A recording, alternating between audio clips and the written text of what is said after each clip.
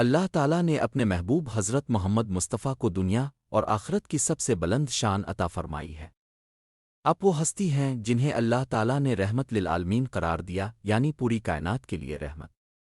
اب کی رحمت صرف اس دنیا تک محدود نہیں بلکہ آخرت تک پھیلی ہوئی ہے۔ قیامت کا دن وہ ہولناک دن ہوگا جب زمین اپنے اندر کے بوجھ نکال دے گی، آسمان پھٹ جائے گا، پہاڑ ریزہ ریزہ ہو جائیں گے اور ہر شخص اپنے انجام کا منتظر ہوگا۔ اس دن نہ مال کام آئے گا، نہ اولاد، نہ سلطنت فائدہ دے گی، نہ رشتہ دار، بلکہ ہر شخص اپنے اپنے عمل کے ساتھ کھڑا ہوگا۔ نیک لوگ اللہ کی رحمت کے سائے میں ہوں گے، مگر گناہگار، کمزور، خطاکار اور وہ لوگ جنہوں نے دنیا میں وقت ضائع کر دیا ہوگا وہ سخت خوف میں مبتلا ہوں گے۔ ایسے میں ایک امید باقی رہے گی اور وہ ہے اللہ کے نبی کی شفاعت۔ قیامت کے دن سب سے پہلے انبیاء علیہم السلام سے ان کی امتیں رجوع کریں گی کہ ہمارے لیے شفاعت کریں، مگر ہر نبی کسی نہ کسی وجہ سے معذرت کرے گا۔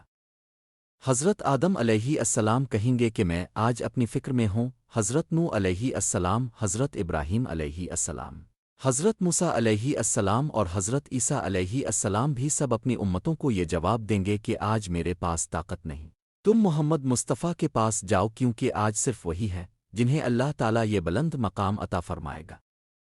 پھر سب لوگ اب کی بارگاہ میں حاضر ہوں گے اور عرض کریں گے کہ آ رسول اللہ ہماری مدد فرمائیں۔ اب بارگان الہی میں جائیں گے، سجدہ ریز ہوں گے اور ایسی حمد بیان کریں گے جو کسی نے پہلے کبھی نہ کی ہوگی۔ اللہ تعالیٰ ارشاد فرمائے گا، اے محمد اپنا سر اٹھاؤ، مانگو، جو مانگنا ہے دیا جائے گا، شفاعت کرو، تمہاری شفاعت قبول کی جائے گی۔ پھر نبی کریم عرض کریں گے، آ رب میری امت، میری امت۔ یہ الفاظ ہی دراصل اس دن کی سب سے بڑی نعمت ہوں گے۔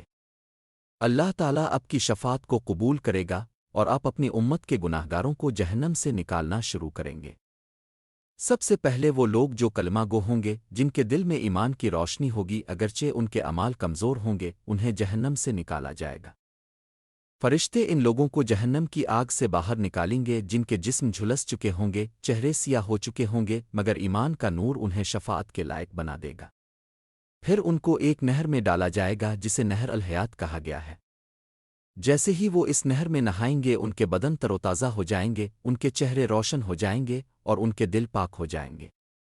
پھر انہیں جنت میں داخل کیا جائے گا اور ہمیشہ کے لیے جہنم کی آگ سے نجات مل جائے گی۔ یہ شفاعت صرف ایک مرتبہ نہ ہوگی بلکہ بار بار ہوگی۔ نبی کریم ہر بار اللہ تعالیٰ کے حضور حاضر ہوں گے اور اپنی امت کے لیے فریاد کریں گے۔ اللہ تعالیٰ ہر بار فرمائے گا کہ نکالو ان لوگوں کو جن کے دل میں ایمان کا ذرہ برابر بھی ہے۔ پھر وہ لوگ بھی جہنم سے نکالے جائیں گے جن کے دل میں صرف تھوڑا سا ایمان ہوگا، یہاں تک کہ جن کے دل میں رائی کے دانے کے برابر ایمان ہوگا، وہ بھی شفاعت مصطفیٰ کی بدولت جہنم سے نجات پائیں گے۔ امت کے گناہگار جب جہنم میں چیخیں ماریں گے، پانی کے ایک قطرے کے لیے تڑپیں گے، ان کی جلدیں بار بار جل کر تبدیل ہوں گی۔ فرشتے ان پر سختی کریں گے اور وہ بے بسی کے عالم میں فریاد کریں گے کہ اے کاش کوئی ہماری مدد کرے۔ اس وقت نبی کریم کی شفاعت ان کے لیے سب سے بڑی امید ہوگی۔ وہ لوگ جو دنیا میں اپنی کمزوریوں کی وجہ سے نیک عمل نہ کر سکے مگر ایمان پر دنیا سے گئے، وہ آخرکار جہنم سے آزاد کر دیے جائیں گے۔ یہ شفاعت صرف امت محمدیہ کے لیے خاص ہے۔ دوسرے انبیاء اپنی اپنی امت کے لیے شفاعت کریں گے، مگر وہ شفاعت اس حد تک محدود ہوگی۔ مگر حضور کو اللہ نے سب سے بڑی شفاعت عطا فرمائی ہے، جسے مقام محمود کہا جاتا ہے۔ یہ وہ مقام ہے جس پر تمام انسان اور جن فخر کریں گے کہ واقعی محمد اللہ کے سب سے محبوب بندے ہیں۔ جب سب سے بڑے گناہگار بھی نجات پائیں گے تو جنت کے دروازے ان کے لیے کھلیں گے۔ وہ جنت کی نہروں سے سیراب ہوں گے، وہاں کی خوشبوئیں انہیں گھیر لیں گی، وہاں کے محل ان کا مسکن ہوں گے اور وہ ہمیشہ کے لیے اللہ کی نعمتوں میں رہیں گے۔ وہ اس وقت حضور کے احسان کو یاد کریں گے اور کہیں گے کہ اگر ہمارے نبی نہ ہوتے تو آج ہم جہنم کی آگ میں جل رہے ہوتے۔ یہی وجہ ہے کہ دنیا میں جب مسلمان گناہوں میں مبتلا ہو جاتا ہے تو بھی وہ امید رکھتا ہے کہ میرا نبی مجھے آخرت میں تنہا نہیں چھوڑیں گے۔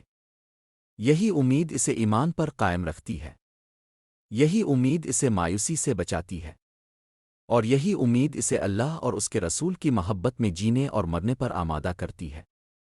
اللہ تعالیٰ کی یہ سنت ہے کہ وہ اپنے محبوب کو کبھی نامراد نہیں کرے گا۔